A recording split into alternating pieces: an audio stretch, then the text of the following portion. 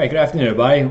I'm David Huff, CPA with DW Huff Consulting, bringing you the April 7th, 2023 edition of News from the Front Lines of Business.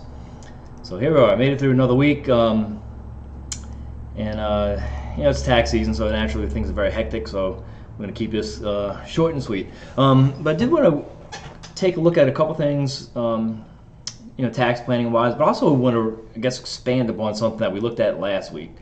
And what that is our discussion about dividend yield. So we talked about the yield and how it was expressed as a percentage, a couple other kind of ins and outs of things to consider when you're purchasing a dividend producing investment.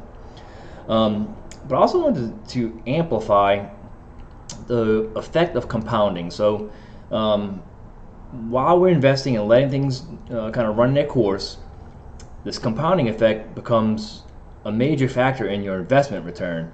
So for purposes of this illustration, and we have a very overly simplified example here of a stock that is going to require a $100 investment to get started. It pays a 4% dividend yield, so $4 a year, and we're going to reinvest our dividends in the same stock. So we're assuming no growth, no nothing, other than you're getting your $4 and you're reinvesting it. So based on that scenario, end of year one, you get your $4, you add it to the 100 you already had, and your investment account is now up to 104.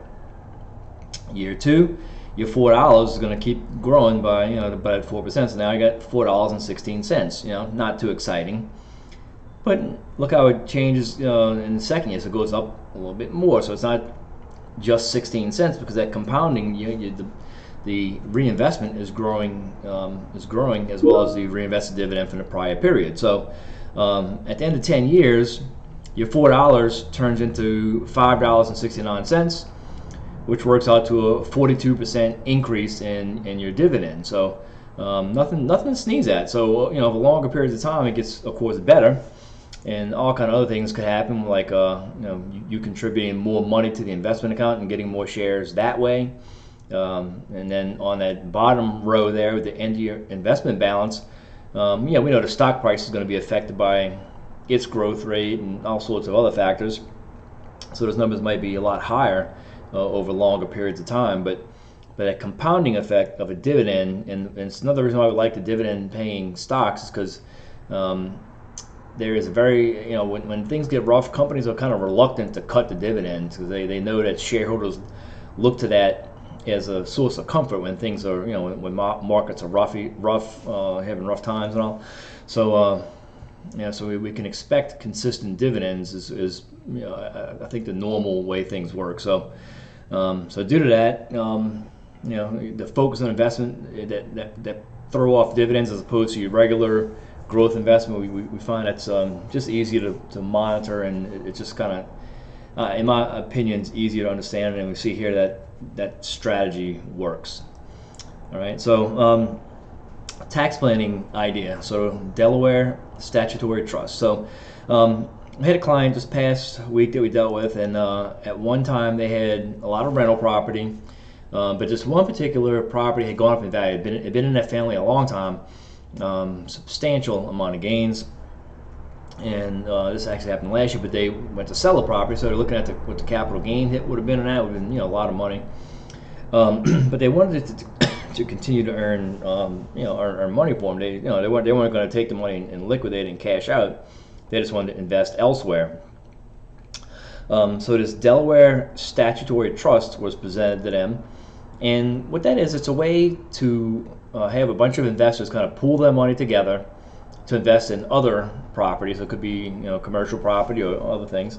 But another thing about the Delaware Statutory Trust is it's friendly to like-kind exchanges. So that Section 1031 thing you may have heard me talk about, where you can exchange one rental property for another. So it's a way to kind of get out of certain investments and into new investments without recognizing the capital gain. Well, this particular type of trust works in that strategy. So this person was able to sell that property, let the money go to a qualified intermediary, and there's a lot of hoops you got to jump through in order for it to work properly, but it did.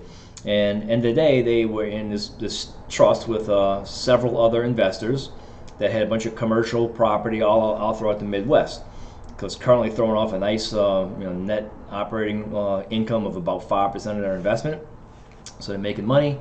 They're not doing anything. This is all actively managed by the people who administer the trust. So that return I'm mentioning is net of all those fees. So net of everything, they got tax savings, all that untaxed capital gain went into this next property, and they're generating money. So just keep that in mind. So if you do have property, business property, rentals, or other types of business property that you might be considering selling in the near future, definitely reach out and talk to us about this strategy, because we're seeing a couple instances where it worked really well, and I had that one example that was just fresh in my mind that I wanted to share with everybody. So statutory trust is a way to save some capital gain. So once again, I want to just emphasize the importance of knowing your numbers. So that has come up in discussions as well. I had some other clients who, like, religiously, they'll be checking different research topics on their stock portfolio and doing things,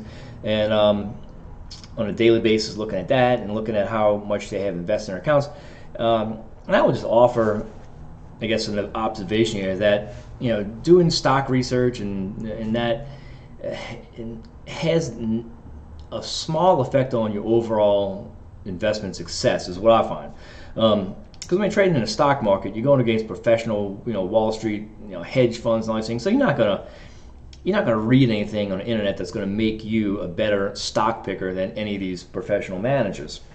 However, knowing your numbers, so looking at that stuff every day, being aware of what's going on, not only reading the news and analyzing the fundamental information, but just watching it every day and being aware of what's going on, that knowing your numbers is a more important success factor than what you actually do with whatever information you gathered. So I just want to mention that one more time, because we keep stressing it, and I don't think I can stress it enough, that knowing your numbers is the key.